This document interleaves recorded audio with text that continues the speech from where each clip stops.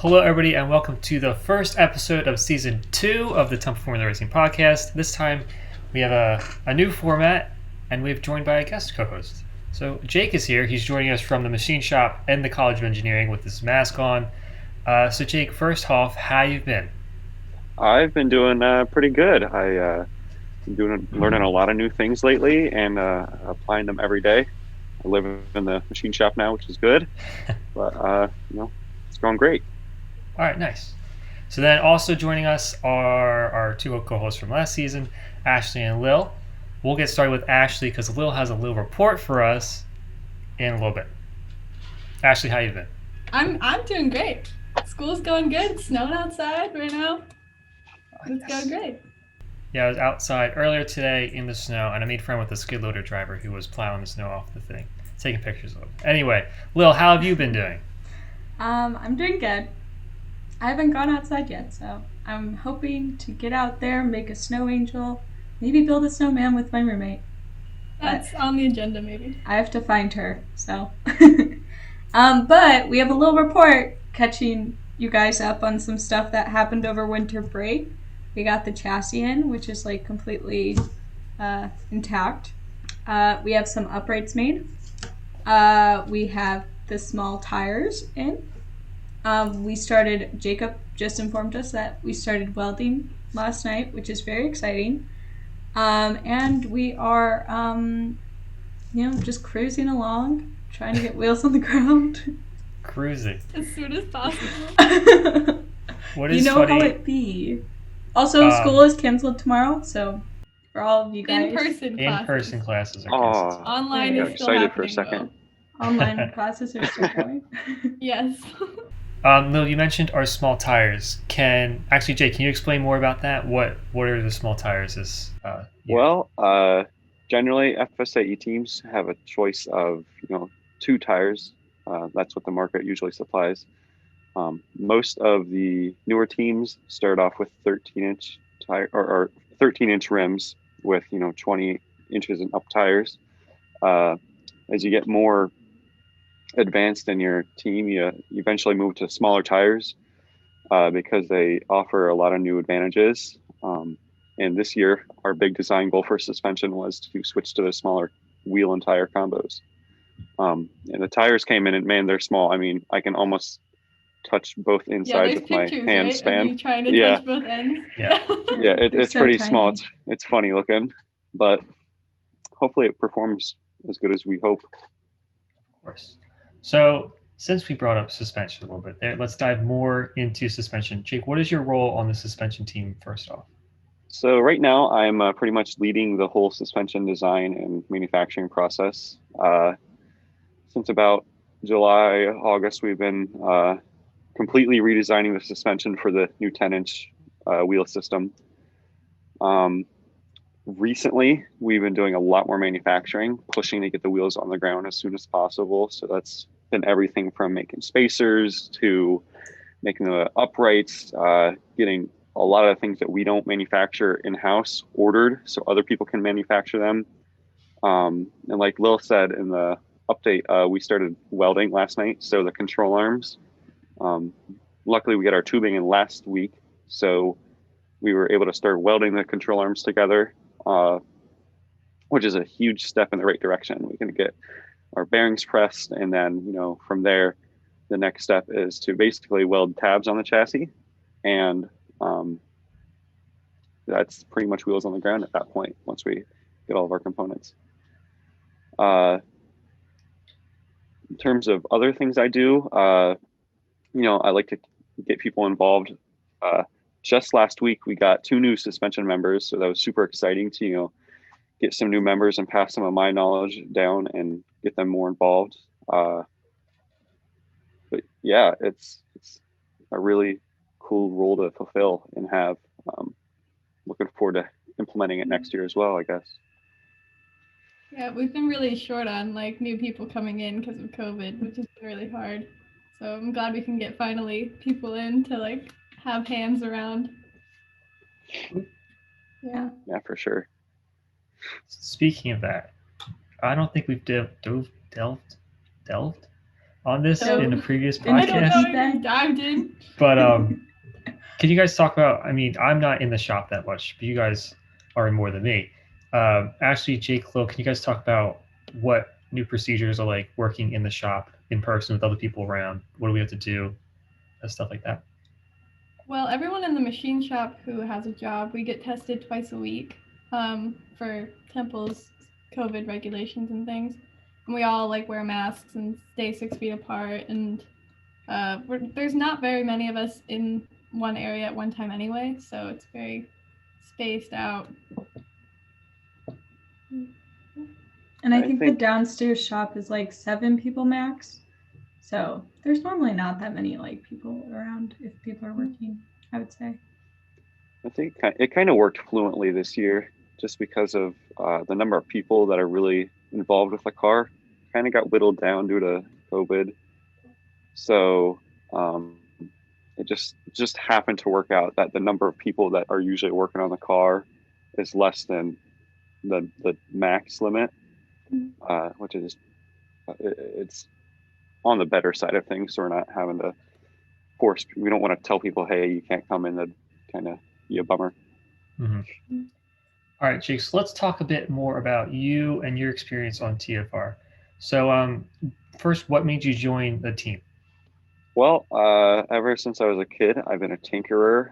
I grew up working on cars like a lot of people have. And when I came to Temple, I was actually here first for bioengineering. And my freshman year, I was doing all bioengineering. And every time I would, try to do something with TFR, because I was pretty interested, I always felt bad because it wasn't under my direct area of study. So beginning of Can you sophomore briefly year. tell everyone what your study is? What your major is? Yeah.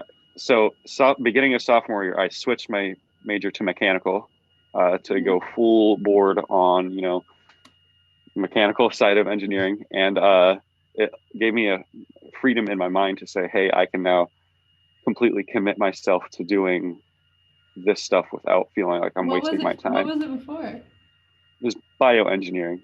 Do not listen to. He just told us. It's that ring that she's hearing. Yeah. Oh my lord. So sophomore year I switched to mechanical engineering, and it's given me the freedom to completely indulge myself into Temple Formula Racing and go full out with that. And then sophomore year I got more and more involved, and then by the spring semester I was taking on whole projects with Kevin, the prior lead. And then in this, I helped them present a design competition in June, and from there it just kind of built up, and then it landed in my lap that I am the head of suspension, and here we are now. So you think Kevin helped you like the most out of all the other class leads? Yeah. I think so. In ways, we had a pretty close connection, just as friends, just as much as colleagues in the team, and I think he is such a unique character in the way his professional relationships as well as personal relationships with people. And I really I seek for other people's actions to define how I treat people, and watching him, his thinking process and how he interacts with people really set a standard for, how I should be treating others on the team and how I want to go around stuff. So he was like a real inspiration in how to be a leader on the team. Yeah, and I've had points, in the beginning where, when I really started taking lead on stuff, I had a lot of troubles with, divvying out tasks and stuff like that. And I went to him and I said, how do you deal with this stuff? And he kind of gave me some tips on how to, look for, on how to divvy stuff out better and how to be a real leader, which was really awesome. Was it what you expected? In ways, I think nothing was to be expected this year just because of COVID, but I think it was definitely more than I expected, which isn't a bad thing, but I kind of had to really, really commit to suspension and the the dark realm of suspension, and I think it paid off. I mean, I'm really happy where I am, so definitely paid off. Speaking of that, what is just one project that you're probably most proud of, and what were the challenges you faced to get there, to solve it? The one project that I'm most proud of. Oh boy. I think. Oh, that's a tough question. It's such a tough question because everything in suspension is so interlinked that there's not any one thing. But I do say, the night that Owen was at my house and we finished programming and solid working like the entire suspension design. I mean, we had a whole lot of hell yeahs and a whole lot of smiles crack up that night. It was pretty awesome. But I mean, there's a moment every week on this team where I'm like, this is freaking sick, where I do something and it's like, I just learned a completely new way to do something and it worked out. I mean, it's totally balanced out with a ton of what the hell did I just do? But I think really everything on this team is just like so awesome. I always have moments of that was so cool. Mm-hmm. Leading off of that, is there anything that like really changed you, or like in TFR, have you changed a lot since you joined? Yeah, there's been points, more so on the leadership professional side, points of conflict between me and other members where I wasn't conducting myself the best. And I think, while that wasn't a good thing, it really forced me to either look at myself and say, I'm wrong or I'm right. And I took the prior option, and I think that changed me as a person and turned me into a better leader and better divvier of tasks and engineer in a way. Jake, can you explain a little bit of what suspension's role is in the team and how does it interact with other systems? Oh yeah, so I will try to not go to the twilight zone in this. But as simple as possible statement. So suspension has the I don't know what word to use here. It's characterized as being one of the more complex subjects of race car, vehicle, stuff like that. But really, I don't think it's any more complex than any other system. It's just a little bit less understood in a way.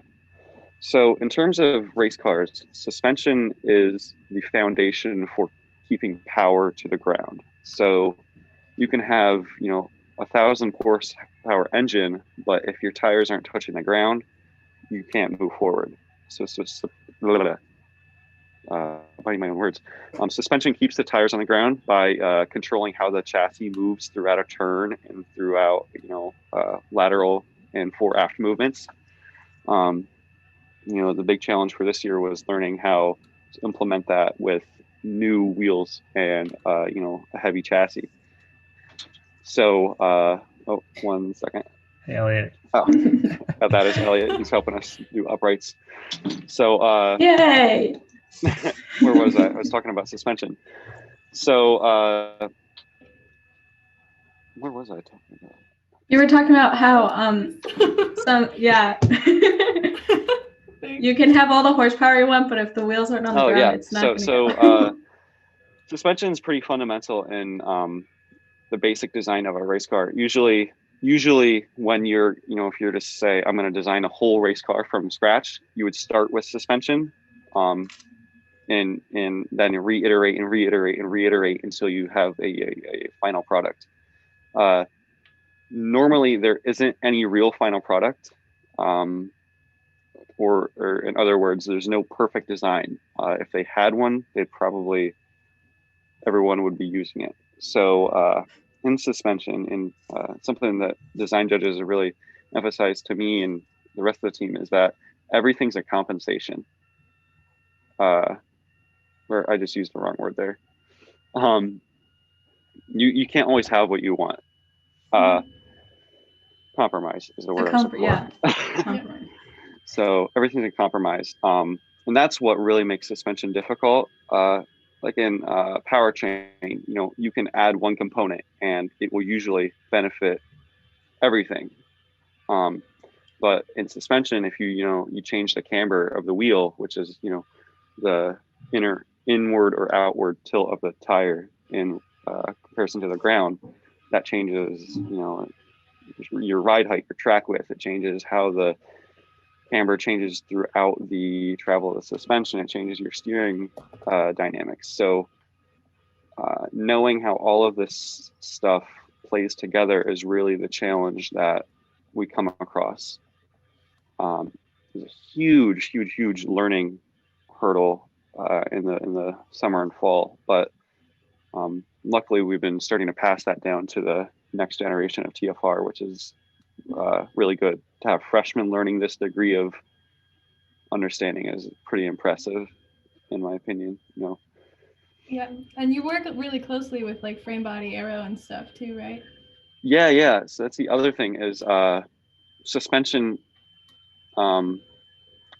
isn't as easy as making parts how you want. You have to be able to integrate them with other systems such as frame body aero, specifically frame. Me and I don't know if you have Josh on here, but Josh is the basically the frame designer, and having a chassis that is able to comply with your suspension pickup points is super important. This year we actually had a little bit of issue. The final iteration slipped through the cracks a little bit where we're having some clearance issues with hardware, but we're working on that right now. So in like future years, it'd be super cool to see how we change the frame more so to really have a really streamlined combination of chassis and suspension, as well as how does powertrain get involved with suspension? How does the aero get involved? Because those are huge components. You can dive into things like when the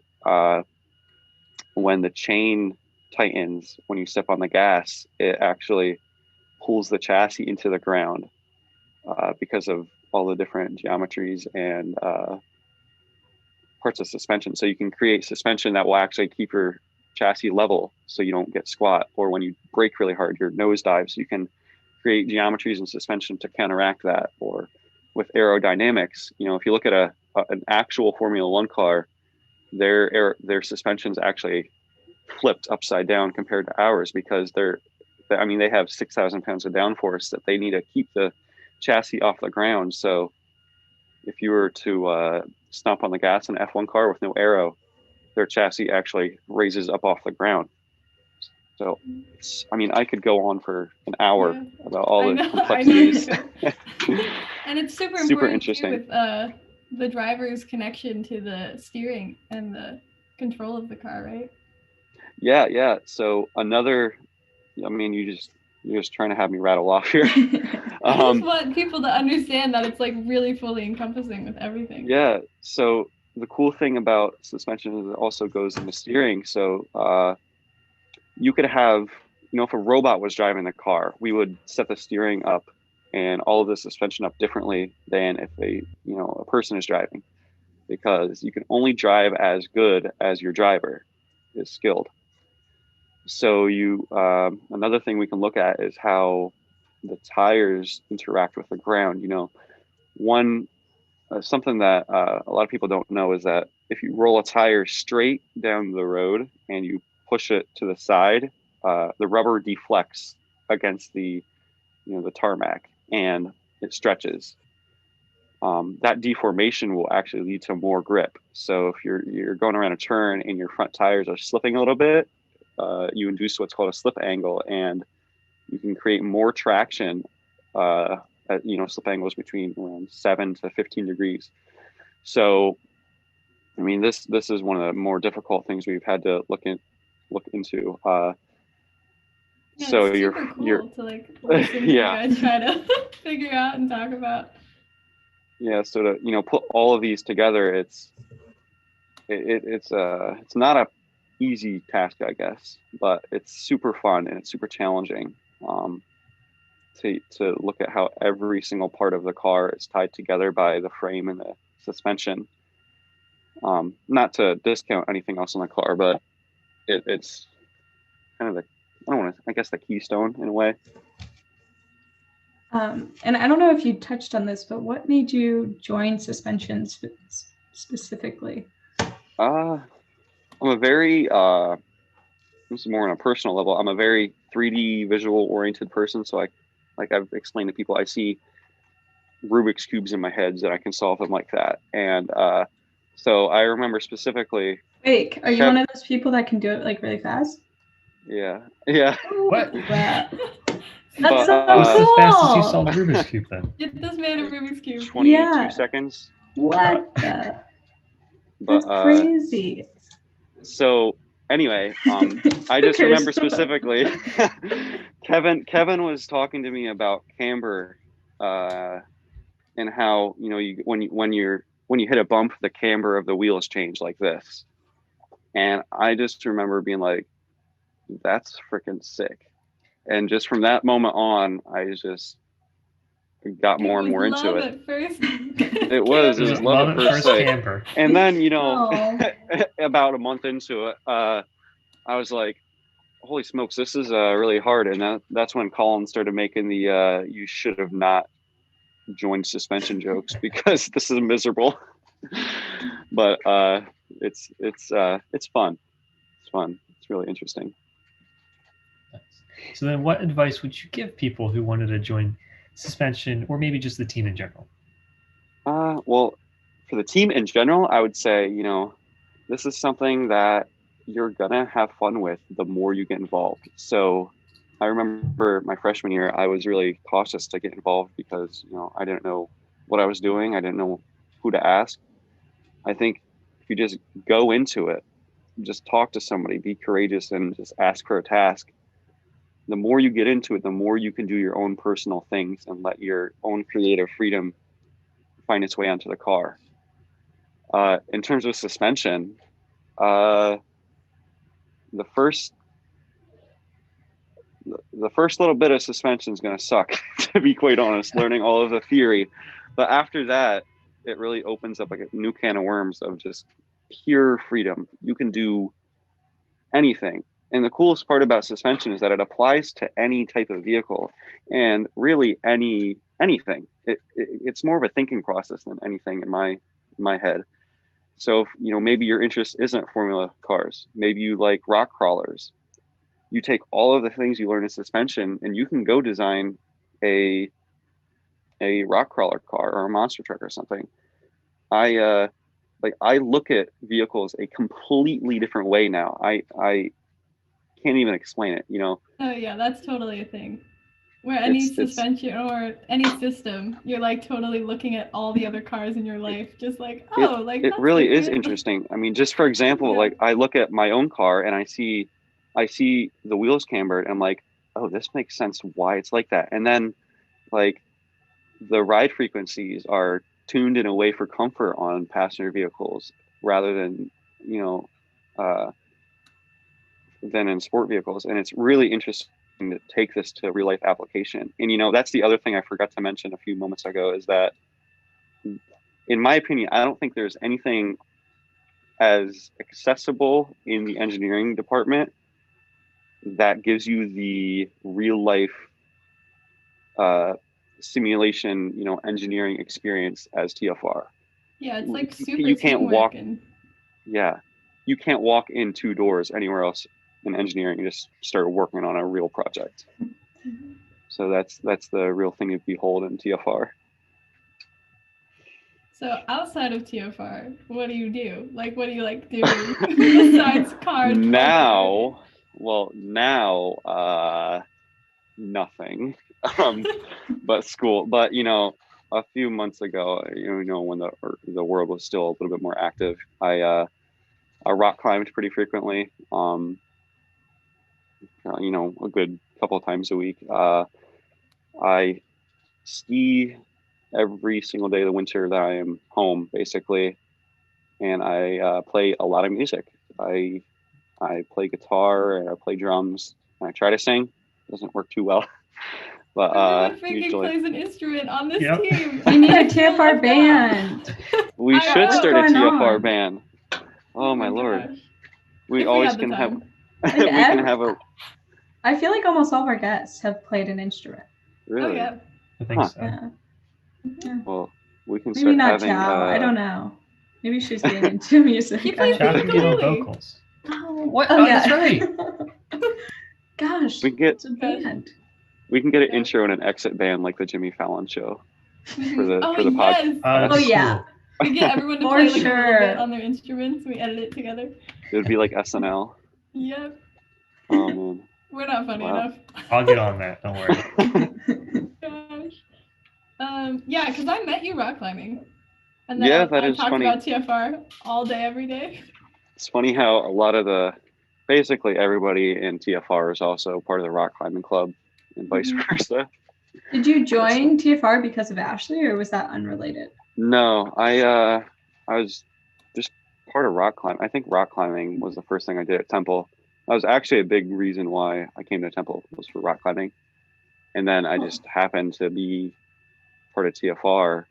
And then I was like, oh, I know you from rock climbing Mhm. and I know you from TFR. We should be friends, I guess. Yeah. Because Yeah. Jake and I basically were like, everyone, let's go rock climbing, or like, let's go slacklining, or Yeah. and then everyone just Yeah. started mingling and transferring, which is fun. Nice. It's Temple Formula Racing / Temple Climbing Club. Yep. Yes, that's the Mm. actual, the official That's name. the full name. All right, Jake. Our last question for you, because we're coming up on the end of the podcast here, is Unless Lil has more questions. I have Lil has another more questions. question. Okay. Oh well, yeah. Uh-oh. Wait, are you going to ask the last question, Chris? I mean, if you want to, you can. No, okay, let me think of one. Okay. We'll just wait I don't here in actually silence. have a question. All right. Okay. You got this, Lil. No pressure. Okay. Mm-hmm. Oh, okay, so because it's snowing outside, do you wish you were skiing? Yeah. To be quite frank, I so far every weekend I've been going back up since spring or winter break ended, and I would have been up there this weekend if my mom wasn't getting surgery in Philly. So I guess I wouldn't say I wish I was up there because I'm having fun doing the car. But if there's snow on the ground, all I can think about is skiing. Where Are do you you go still a ski skiing? instructor? I'm a ski and snowboard instructor at Elk Mountain. Oh, nice. So I guess I kind of make a little bit of money doing that, and it's nice to kind of go whenever I want. Can we do But- a TFR ski trip? Oh my We gosh, should that'd be do so one. much fun. That would be very fun. That would be really fun. If we had more fundraisers, maybe we'd have more fun activities. Do you guys to know how do to ski? together. I skied once. Pretty I good. ski pretty frequently. Ooh. Cool. When was the last time you Chris. skied, Ashley? Actually, like before COVID, so that winter. Yeah. Chris, you ski? Yeah, I went skiing with my cousins because my cousin has a house up there. We went skiing at Camelback. Yeah. Sorry, there's Ooh. honking outside of our But there's building. like, Yeah, but we're not in the right same. there. We're not in the same place. So Oh, you guys aren't Totally not. no, Not just down the hall or roommates, anything? You guys aren't roommates. no, Nope. The conspiracy. and they were All right. roommates. Oh my god, we're roommates. Okay. Jake, our last question, because COVID can be just bleh, is what are you looking forward to? After COVID? Or whenever. Anything. In general, Anytime. with TFR, Could be with tomorrow, life. could be in a week, could be in 4 Uh, days. No. Chris, I live in the moment, buddy. Oh. I don't really look for something. I guess, I'm looking for the car to get running. I want to rip that bitch around the parking lot. Oh my gosh, could you wait? If we had a running car right now, it'd be awesome in the snow. Oh my There's god, pictures they've done that in the of past. Snow? Yeah, Yeah. I've seen videos on the web. One of the videos on the homepage of the website is that, and that just looks so much fun. Now Chris is like, let's speed up the manufacturing timeline so we can get some Yeah. snow Chris is gonna go picks. and learn how to weld to today. tomorrow. Plot twist: Chris knows how to CNC. Yeah, Chris is Hey. gonna be in there machining. I did it in high school. Anyway. Oh, Hey, we'll get in here. Yeah, where come are on, you then? Chris. I'm sorry, I'm at my party. It's really hot in my room. Anyway, that's not Well, important. it's room temperature in the machine shop. Yeah, maybe we should go take a Oh. walk to the machine shop. I'm gonna go from really hot in here to what's the 20 degrees outside and snowing. Mhm. That That's looks all right. really That's cool. awesome. So But anyway, thank you everybody for listening and viewing the podcast. Thanks, Jake, for being here. I forget what else I said in the outro last season. I guess follow us on Instagram, Facebook, YouTube, and Twitter at Temple Formula Racing and at TU Formula Racing on Twitter. We're also on LinkedIn. Check us out. Check us out on our website, templeformularacing.com. Use the hashtag TFRPod if you want to send in your questions. We can answer them, or if you have a comment. And that's it. So thanks And everybody. like, Want to And join us review. on Slack Oh. and get involved? Join on Slack and yep. get involved. yeah, Should I say Yes. give us some email reviews formula@temple.edu if you'd like to get involved. or just go on and- Slack. Well, Here's Like the and Temple comment. Formula Oh, Racing email. we have a general body meeting this Wednesday. that's correct. That means I should edit this before Wednesday. Yes. Yes. All I right. also Oh, said God. school is canceled tomorrow, so Mhm. they don't know when tomorrow is. All right. So this is a news podcast now, and it has to be up by today. All right. Cool. Yes. Yep. Thanks, everyone. See you later. All right. Bye, Thank you. guys. Come See ya. back next time. And cool.